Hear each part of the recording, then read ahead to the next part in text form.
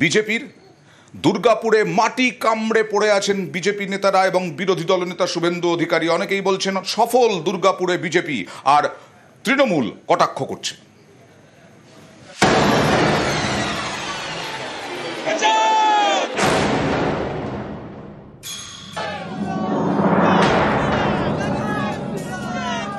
BJP এখন আরজিকরকে issue রাজনৈতিকভাবে বানাতে পারেনি, অভয়া মঞ্চ হাইজ্যাক করেছে। দুর্গাপুরে দেখলাম আরও বাজে ঘটনা, নির্যাতিতার বাবাকে হাইজ্যাক কে করবে, তার সাথে অভয়া মঞ্চ আর বিজেপি ক্যাডারদের মারামারি হচ্ছে। আরজিকরে তো আমরা সবসময় আমরা এই আন্দোলনের সাথে ছিলাম, আমরা ডাক্তারদের সঙ্গে ছিলাম, আমরা পুরোপুরিভাবে তাদের পরিবারের সঙ্গে ছিলাম এবং এখনো আছি। এখনো আমরা দুর্গাপুরের এই মেয়েটির ঘটনাতেও আমরা কোনো রাজনীতি দেখছি না।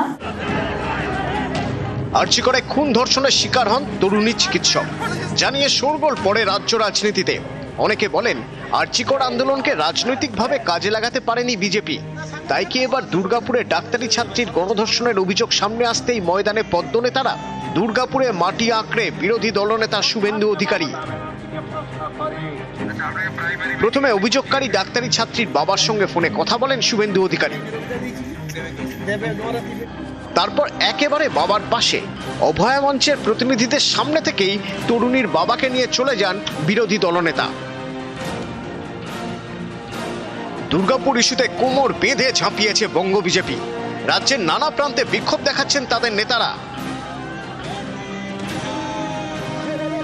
বাংলা অতিথি দেব ভব, আমরা উড়িষ্যার একজন মেয়েকে এখানে সুরক্ষিত রাখতে পারলাম না, এটা বাঙালি হিসেবে আমিও ব্যক্তিগতভাবে আমরা লজ্জিত, আমরা ক্ষমা প্রার্থী।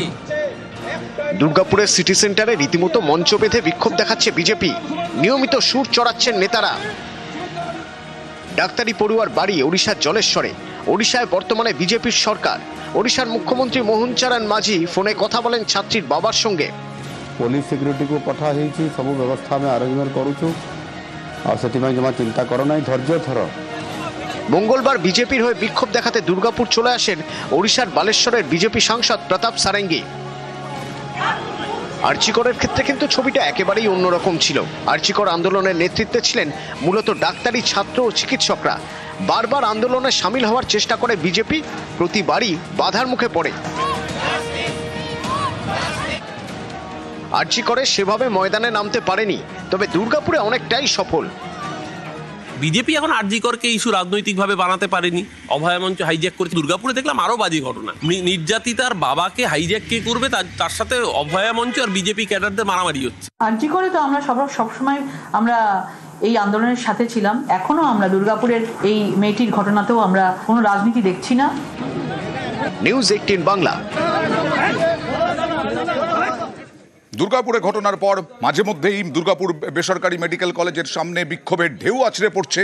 আজকে এই বিক্ষোভ নিয়ে কড়া হাইকোর্টের বিচারপতি কি নির্দেশ দিলেন, কথা বলবো প্রতিনিধি অর্ণবের সঙ্গে। অর্ণব,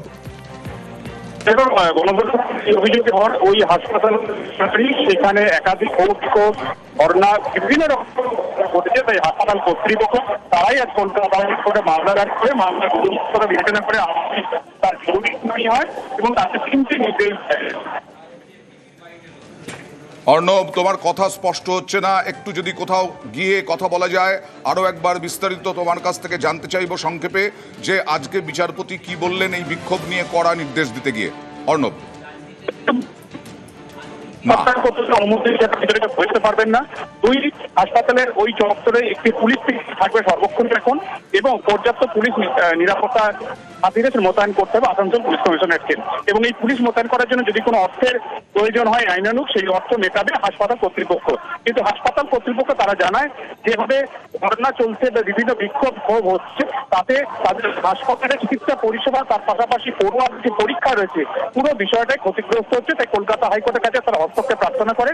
কলকাতা হাইকোর্ট এগিয়ে এসে এই ধরনের ধর্ণা অবস্থান যাতে নিয়ন্ত্রণ করা যায় সে বিষয়ে নির্দেশ দেওয়ার পাশাপাশি এই 3টি নির্দেশ দিয়ে বিষয়টাতে রাস্তা আনলো। এবং এক্ষেত্রে হাসপাতাল কর্তৃপক্ষ অবশ্যই যারা তদন্তকারী তারা তো ভিতরে ঢুকতেনি, হাসপাতালের ভিতরে তদন্তের প্রয়োজনে এছাড়া অন্য কেউ ঢুকতে গেলে হাসপাতাল কর্তৃপক্ষ অনুমতি ছাড়া হবে না ভিতরে ঢোকা, এবং ওখানে একটি পুলিশ পিকেট সর্বক্ষণের জন্য থাকবে, এমনটা হাইকোর্ট নির্দেশ দেখাচ্ছে। ওকে, मैं एक एमपी हूँ, मैं 20-25 लाख लोगों का प्रतिनिधि हूँ, वो मेरा कंस्टिट्यूएंसी है, मेरे को ये आधा घंटा रोक दिया। हम ही राजनीतिक दल के हिसाब से नहीं आया, मैं एमपी हूँ, एमपी इज गवर्नमेंट, तो प्राइम मिनिस्टर भी राजनीतिक दल हो जाएंगे क्या?